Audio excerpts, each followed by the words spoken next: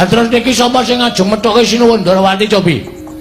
Sinuwun Darawati niki panek Ndara Setyaki ora iso mbanda kula, ora iso ngrangket kula sing ngundang-undang Sinuwun Darawati panjenengane mesti duka. Sapa sing arep lawan Sinuwun Darawati? Aku nun, Koko Prabu aku sing methuke.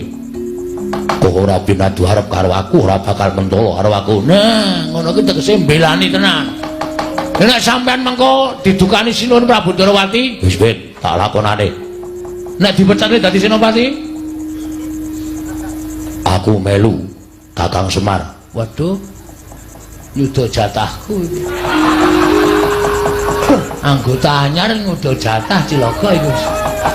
Wis ngrekoso, wis ora usah cerewet ngomong diwangi penting kok tak pethuke kok ora Darawati. Nek yo melu nggih ngestoke dawuh. Ayo. Terus niki sapa sing ngajeng methuke Sinuwun Darawati cobi? Sinuwun Darawati niki panek Ndara Setyaki ora iso mbanda kula, ora iso ngrangket kula sing ngundang-undang Sinuwun Darawati panjenengane mesti duka. Sapa sing arep lawan Sinuwun Darawati? Aku nun, Koko Prabu aku sing methuke.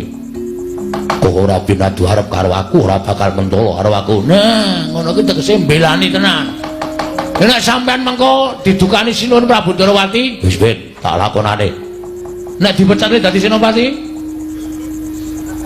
aku melu Kakang Semar. Waduh, nyuda jatahku. Anggota anyar nyuda jatah Cilaka iku. Wis ngrekoso, wis ora usah cerewet ngomong diwangi penting kok tak pethuke kok ora Darawati. Nek yo melu nggih ngestoke dawuh. Ayo.